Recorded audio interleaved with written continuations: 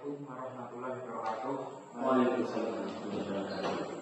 Kami dari kelompok 6 mata kuliah filsafat olahraga. Pada kali ini saya akan mewawancarai mengenai filsafat olahraga dengan narasumber kami, yaitu Mas Muhammad Faik Zulanan. Beliau adalah mahasiswa Ilmu Hukum UNES angkatan 2021, tapi juga menggeluti di bidang ilmu filsafat dan juga mempelajari ilmu filsafat. Sebelumnya perkenalkan, nama saya Muhammad Bagus Ismail Musinin dengan NIM 6211422040 dan rekan saya Syarul Sali dengan NIM 6211422046. Selanjutnya Saya Isnara Matan dengan NIM 6211422058. dan tim yang di belakang layar ada kameramen dan editor, ada Niko Safiro dan Bungaran Saragi. Ini adalah sesi wawancara. Menurut Mas Faik, menurut Anda apa itu pandangan Anda mengenai istilah filsafat? Sebenarnya istilah filsafat itu merupakan sebuah ilmu yang menarik karena berdasarkan yang saya pahami, hampir di seluruh buku filsafat mengatakan bahwa ilmu filsafat itu merupakan induk dari segala ilmu. Jadi adanya ilmu sosio-humaniora, adanya ilmu eksakta itu bersumber dari filsafat itu sendiri. Karena filsafat itu secara mendasar memiliki artian bahwa setiap orang itu berusaha mencari esensi dari sebuah objek yang mereka pikirkan. Itu sih paling secara singkat ya. Oke, ke pertanyaan kedua. Menurut Mas Faik, pandangan tentang tokoh filsafat yang menjadi acuan atau yang menjadi idola atau rujukan dalam berfilsafat dari Mas Faik sendiri itu siapa?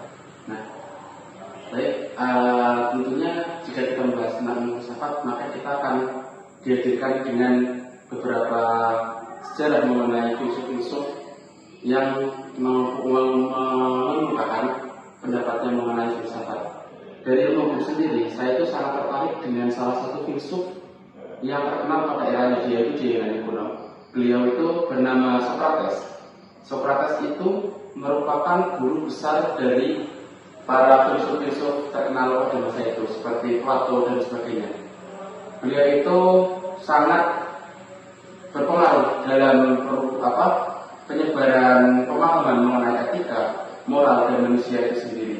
Meskipun pada saat itu beliau itu sangat kontradiktif dengan tentunya kekuasaan yang membuat beliau akhirnya berakhir di tiang gantungan.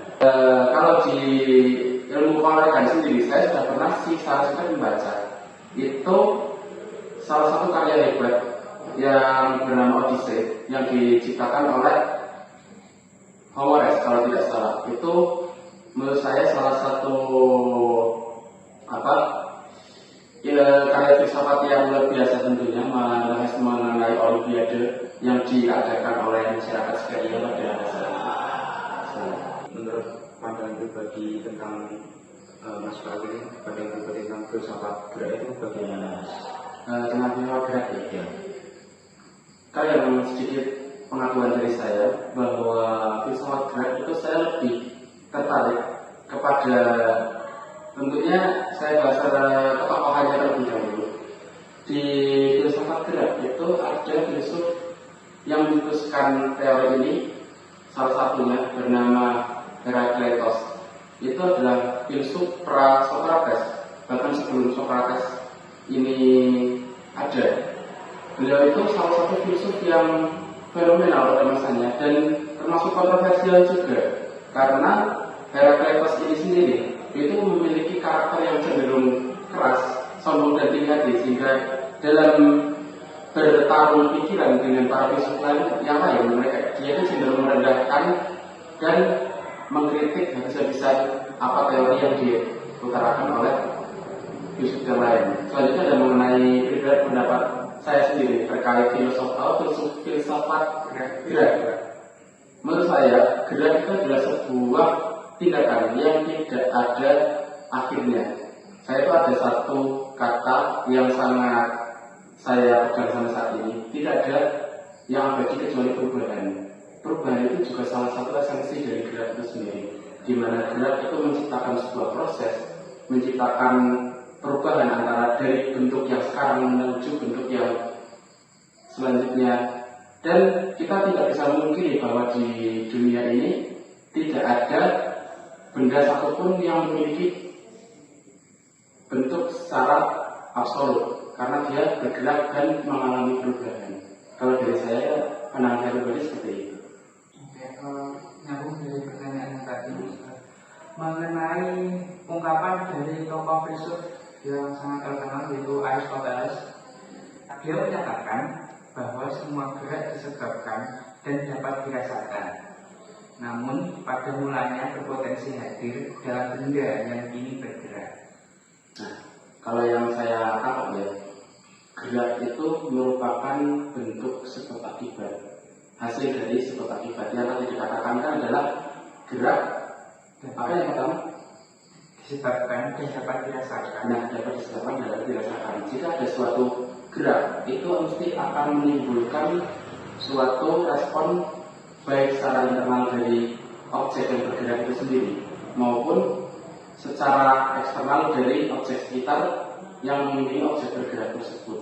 Jadi sebenarnya ini bisa masuk ke ranah fisika juga, tapi karena kita masih di ranah filsuf, jawabannya sebenarnya sama kayak yang tadi itu, bahwa gerak itu selain mempengaruhi objek yang sedang bergerak, dia juga akan mempengaruhi area sekitarnya atau objek sekitarnya dengan geraknya itu sendiri.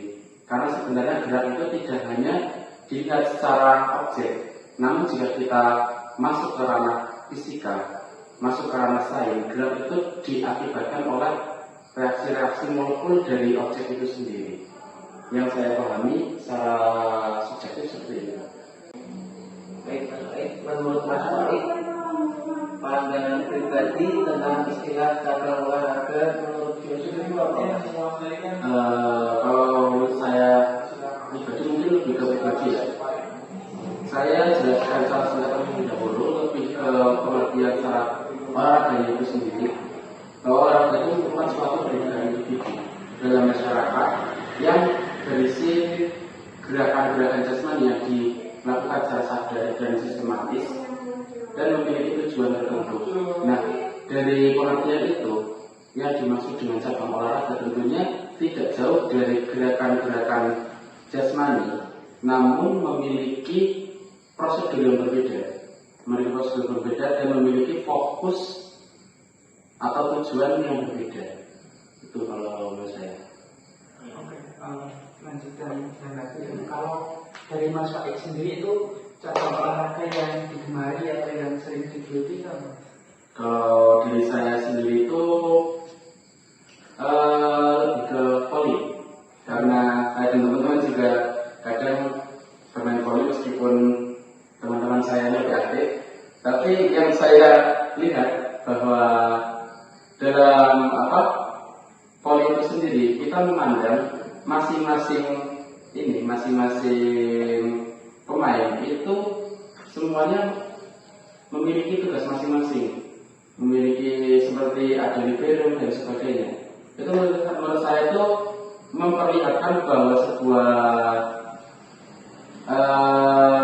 kesatuan itu tidak melulu diciptakan oleh hal yang sama. Jadi seperti istilah Unity University menyatu dalam beberapa kebudayaan. Nah, di situ selain itu juga strategi atau skill yang digunakan dalam voli itu tidak melulu tentang fisik. Kita sering melihat bahwa yang biasanya libero itu fungsinya kalau blocking atau untuk menerima serangan. Nah itu rata-rata yang saya pandang itu libero tidak setinggi pemain yang lain. Tapi kita bisa lihat bahwa libero itu bisa melompat bahkan lebih tinggi dari pemain yang lebih tinggi dari dia. Nah itu kan menurut saya sebuah kejutan gitu loh. Kayak nggak expect sama sekali kalau orang yang secara fisik lebih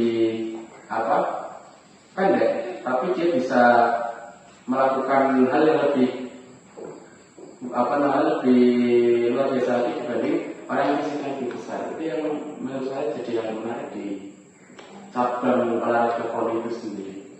Oke, terima kasih Mas Faisal. Ini pertanyaan terakhir dari sesi wawancara kali ini. Menurut Mas Faisal mengenai pandangan individu terhadap istilah fair play dan kecurangan di kalangan olahragawan, pelatih, wasit, menurut Mas Faisal itu bagaimana antara fair play dan kecurangan? Ya, sebenarnya fair play itu secara dipahami masyarakat secara umum ya. Namun secara garis besar masyarakat itu memandang fair play itu hubungannya dengan olahraga. Dari kata fair play sendiri kita bisa memahami bahwa fair play itu artinya permainan adil. Permainan adil di mana fair play dalam ilmu keolahragaan itu harus diterapkan tidak hanya oleh pemain, namun oleh seluruh aspek atau seluruh subjek yang ada dalam ilmu keolahragaan itu sendiri, mulai dari ofisial, terus wasit, pelatih dan sebagainya. Nah, kita masuk ke kecurangan dalam permainan. Ini sebenarnya merupakan bentuk kontradiktif dari fair play itu sendiri. Kecurangan adalah dalam pandangan saya adalah etika tidak baik untuk melakukan hal yang menguntungkan diri sendiri namun merugikan pihak lain. Itu yang saya pahami. Oke, terima kasih banyak Mas Faik atas kerjasamanya membantu kami dalam mengerjakan tugas akhir semester mata kuliah filsafat olahraga. Semoga apa yang kita bahas pada kali ini bisa bermanfaat dan bisa menambah ilmu pengetahuan diri kita. Mungkin itu dari kami, kurang lebihnya mohon maaf. Sekian, wallahu muwaffiq ila aqwamit thoriq. Wassalamualaikum